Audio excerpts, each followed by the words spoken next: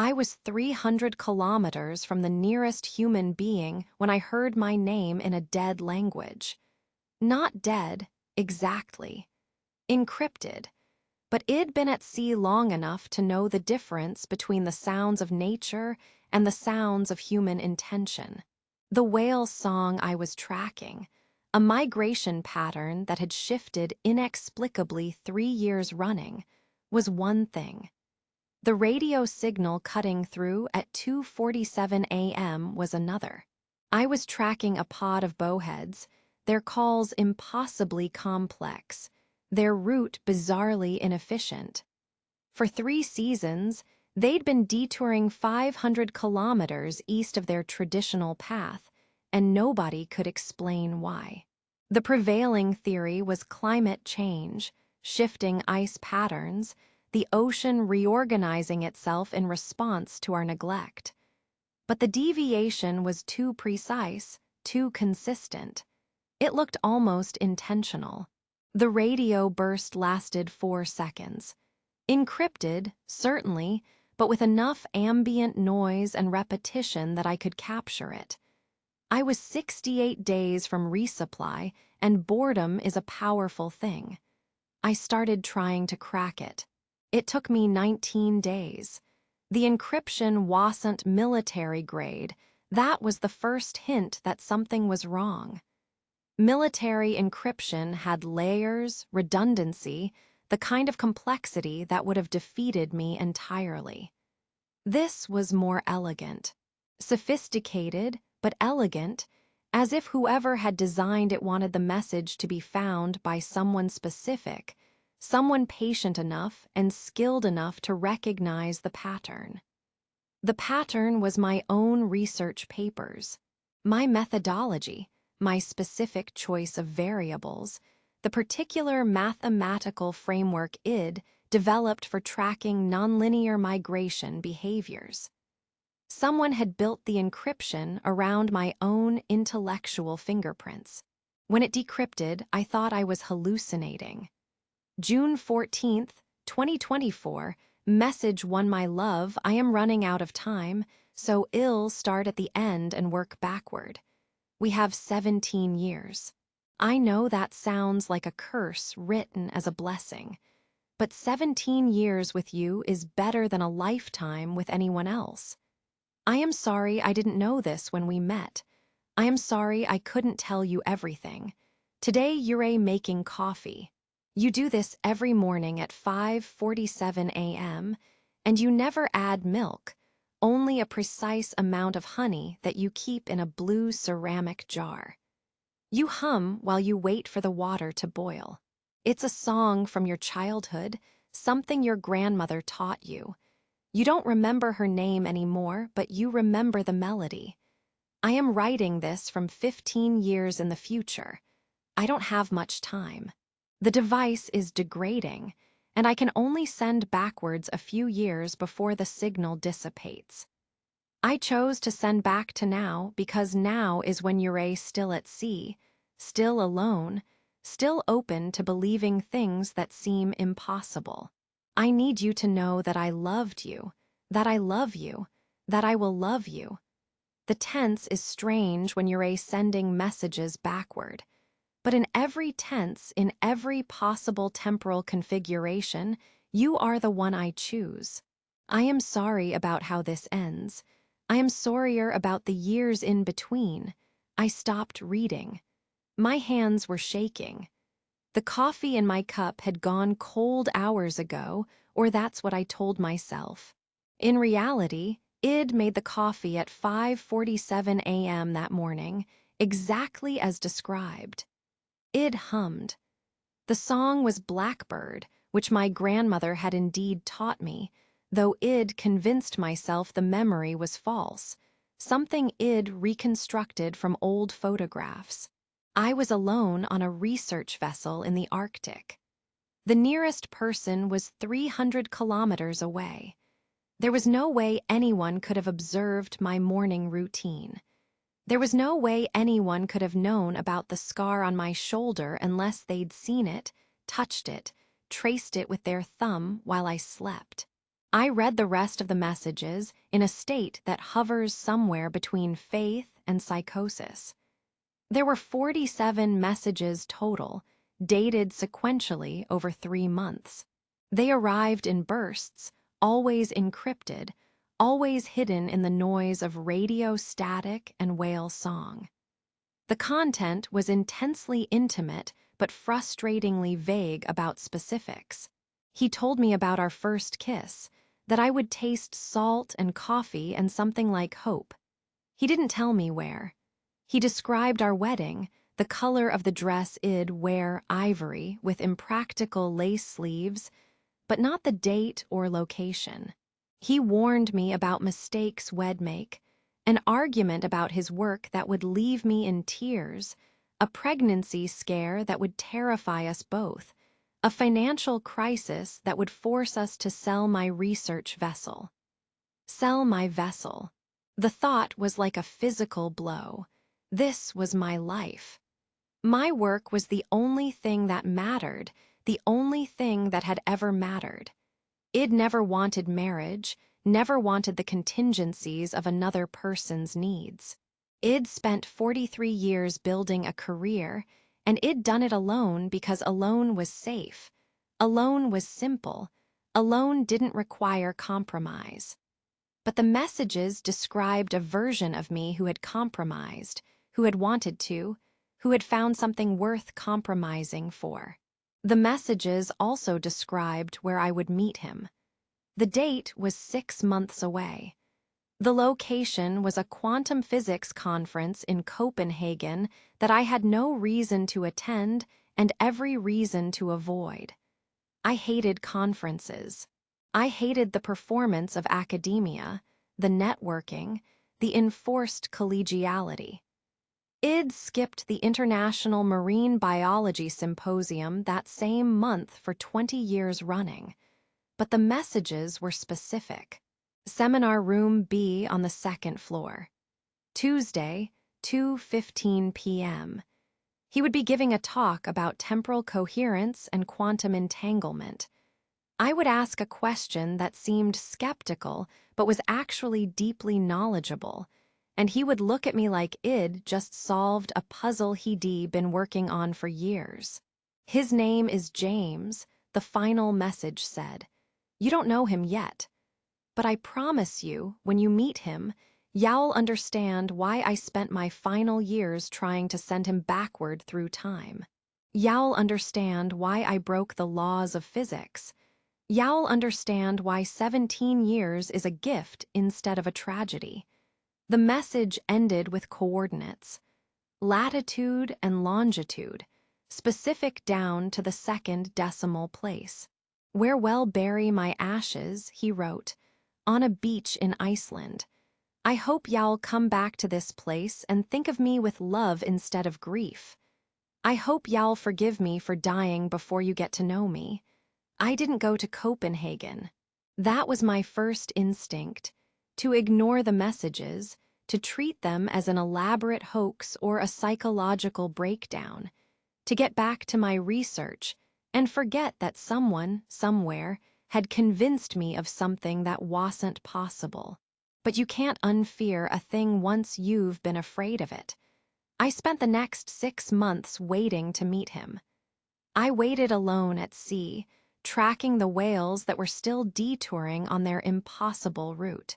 I waited while I processed data and wrote papers and tried to convince myself that future memories weren't a real thing. I waited while I slowly, inexorably, found myself becoming someone who would go to Copenhagen. I told myself I was going for the science. That's how I justified it. I'd heard about Dr. James Chen's work on temporal quantum coherence, and it had applications for understanding nonlinear migration patterns. It was professionally relevant. It was logical. I was lying to myself about lying to myself. I bought a dress. Not ivory with impractical lace sleeves, not yet, that was presumably for later, but a dress that I might wear to meet someone I was supposed to love. It was a ridiculous thing to do. I felt ridiculous wearing it, felt ridiculous on the plane, felt ridiculous sitting in the lobby of the Copenhagen hotel, trying to remember how to be a person around other people. Seminar room B at 2:15 p.m. on a Tuesday. I almost didn't go. There's a version of me in an alternate timeline who stayed in her hotel room, who deleted the messages, who went back to her whales and her solitude and her comfortable life. But I've never been very good at taking the easy path.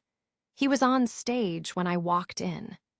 Early 40s, dark hair going silver at the temples, with the particular intensity of someone who was genuinely, deeply thinking through a problem in real time. He was describing quantum entanglement as a love story, two particles forever connected across any distance, responding instantaneously to changes in the other, their states intertwined at the fundamental level of reality. People think quantum entanglement is magic, he was saying. But it's actually the opposite. It's inevitability.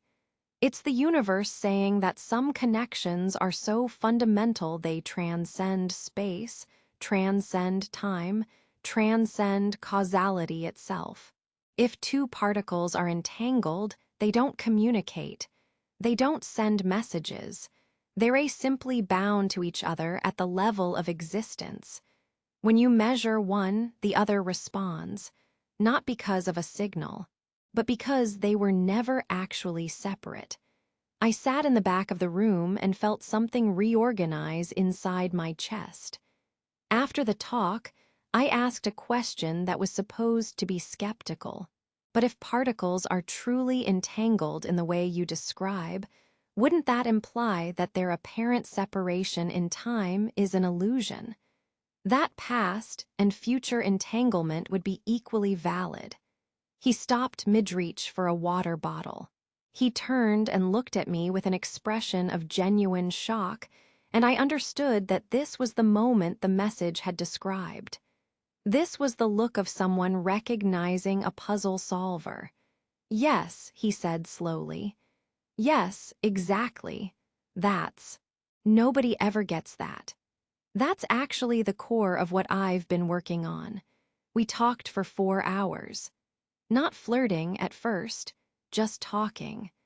About particles and waves, about systems that appeared separate but were actually entangled, about the possibility that communication across time wasn't just theoretically possible, but fundamentally inevitable for sufficiently connected systems.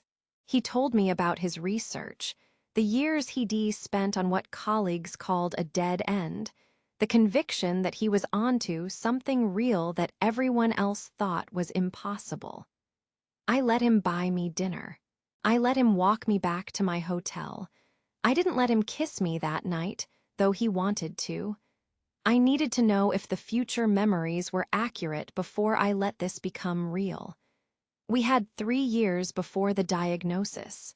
3 years of building a life that looked like the description from the messages. The kiss that tasted like salt and coffee and something like hope. The argument about his work, where I cried in our kitchen while he insisted that temporal communication was possible, that he could build a device to send information backward through time. The pregnancy scare that turned out to be cancer, not mine, his, pancreatic, stage 4. He had 6 months. During those 6 months, I finally told him the truth. I told him about the messages, about hearing his voice from 15 years in the future, about knowing our story before we'd lived it. I thought he would call me crazy. Instead, he wept. I was right, he kept saying. The device works. It actually works. I finally proved it. It cost you your life, I told him. No, he said. It gave me my life. It gave me you. We didn't change anything after I told him. He didn't try to alter the timeline, didn't make different choices, didn't try to save himself. He said that would be impossible anyway, that the messages had already been sent, that I had already known, that causality didn't work backward even if communication did. If I tried to change things now, he said, you would never have known to meet me. The entire loop would collapse. I'd still die and you'd still be alone at sea, tracking whales, never knowing that I existed. So what was the point? I asked him, if nothing can change, if you still die, if I still lose you, what was the point of sending the messages? So that you would know you were loved, he said simply. So that you would have the gift of knowing in advance that the years we had together mattered. Most people don't get that. Most people only realize what they had after it's gone. You got to know, from the beginning, that every moment was precious. That's not nothing. That's everything. I spent his final 6 months taking him to the beach in Iceland. That's where the messages had said he wanted to be buried, and I wanted him to see it before the pain got too intense. We sat on black sand and watched the light change, and he told me about the device he'd built, the quantum tunneling mechanism. The way he'd essentially created a wormhole in spacetime narrow enough to transmit only encrypted information. I had to be dying to do it, he explained. Quantum coherence breaks down in larger systems. You can only send messages backward if you're willing to burn everything else down to create the channel. If I hadn't been sick, I never would have had the desperation to spend all my money, all my time, all my remaining years on something impossible. So you had to die to reach me in the past. I had to accept that I was dying anyway, he corrected. I just chose to make it mean something. He died on a Tuesday, not at a hospital, but at home, in the bed we'd been sharing for 5 years. I was holding his hand when his heart stopped. The last thing he said was a joke about my humming. Said he'd never tell me what song he liked to hear me sing because he wanted to preserve the mystery. I buried him on the beach in Iceland exactly as he'd asked. The coordinates from the future message were precise down to the second decimal place. I spread his ashes on the black sand, and the wind carried them out to sea, and I thought about quantum entanglement and whether some connections really do persist across any distance, transcend any separation. It's been 2 years since he died. I am back at sea, tracking my whales. They've returned to their traditional migration route, or maybe I've just stopped trying to find meaning in their deviation. The ocean is what it always was. Indifferent, beautiful, utterly beyond my understanding. I've never received another message from the future. I don't know if that's because the device was destroyed when James died, or if it's because I've already received everything he had to tell me. I don't know if temporal quantum coherence is actually possible, or if I imagined the whole thing, a beautiful delusion constructed by a lonely woman who wanted to believe in fate. But here's what I know. I had 17 years that I might not have had. Not all of them were happy. Some of them were terrifying, knowing the end date, watching the countdown.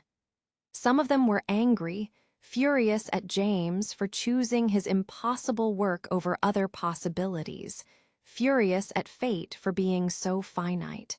Some of them were devastating, but they were real. They mattered, and I wouldn't trade them for the version of my life where I stayed alone at sea, tracking inexplicable migration patterns, never knowing that the ocean was trying to tell me something. The whales are still taking their detour. Maybe they always will.